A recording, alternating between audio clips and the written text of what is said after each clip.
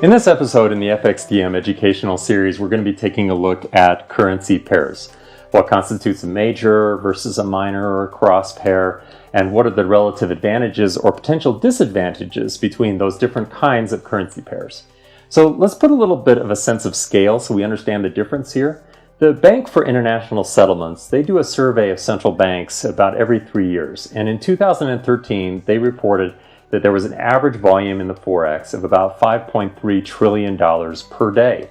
Now, about 88% of that actually was with currency pairs that had the dollar on one side or the other. So it's obviously going to be one of the key currencies that will identify a major pair, although some of the more minor pairs or exotic pairs will also be crossed with the dollar from time to time.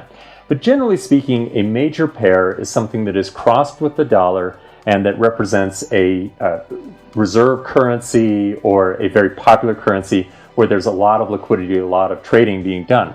So as an example, actually, the euro to the US dollar, just that pair itself is about 24% of all trading volume every day, at least according to the Bank for International Settlements in 2013.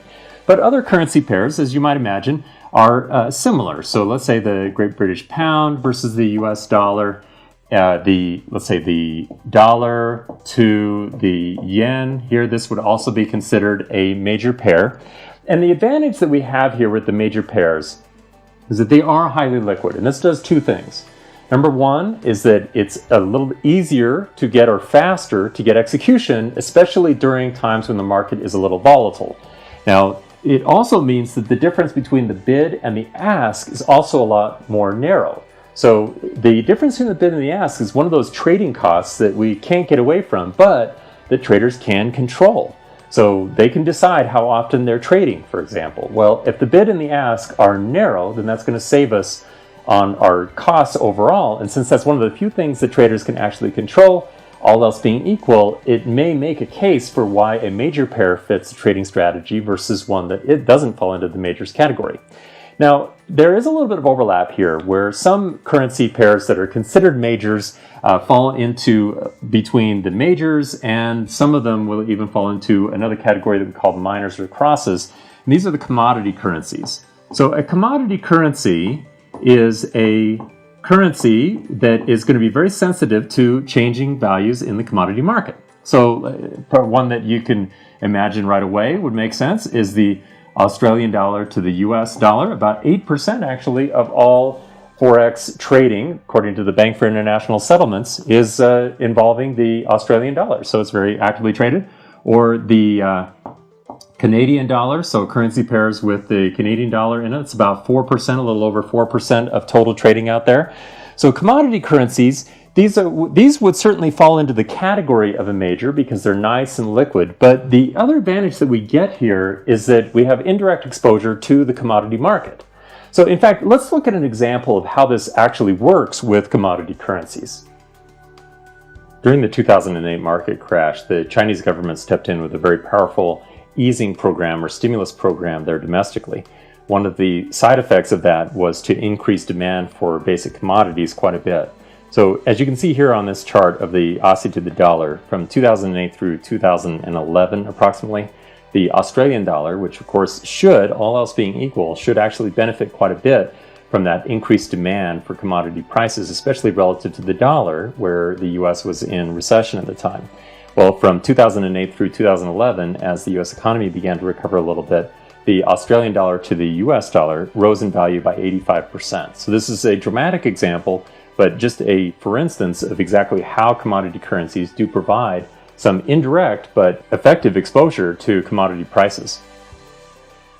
Now, speaking of commodity currencies, there's another one that we think about as well, where I'm going to put them all in the category of the crosses. Now, a crossed currency is one in which we may not have the dollar on one side or the other. So let's say, for example, now they may be actively traded, and in some cases, they may include currencies that would both be considered majors when they're across the dollar. So for example, take the pound to the yen. So that would involve two currencies that kind of fall into the major category, but when they're crossed with each other like this versus the dollar, it likely has less liquidity.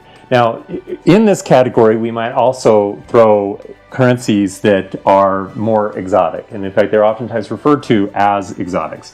So let's take, for example, the dollar to the Mexican peso. Now, there are advantages here, but they're generally, because we have less liquidity, they will be a little bit more expensive to trade. The difference between the bid and the ask does tend to be wider, and illiquidity or problems getting an order filled during a market volatility could be more challenging. But one of the advantages we have here, let's say, for example, with the dollar to the Mexican peso, is that a trader would be able to have indirect exposure not only to the commodity market, oil, for example. The Mexican peso is very sensitive to the price of oil, but also to emerging markets. So as emerging market economies are doing better or worse, well, that's certainly going to affect the value of the Mexican peso as well.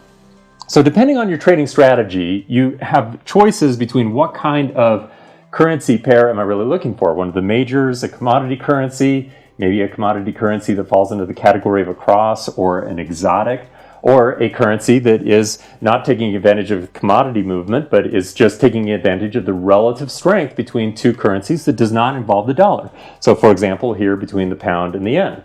Now, depending on your overall trading strategy, one may make a lot more sense than the other, but we always have to remember that there's going to be a bit of a trade-off, that the further we go down along this spectrum, we're trading off some liquidity and potentially higher costs in favor of either a more focused exposure to what we're exactly trading or the economic impacts that we're trying to take advantage of.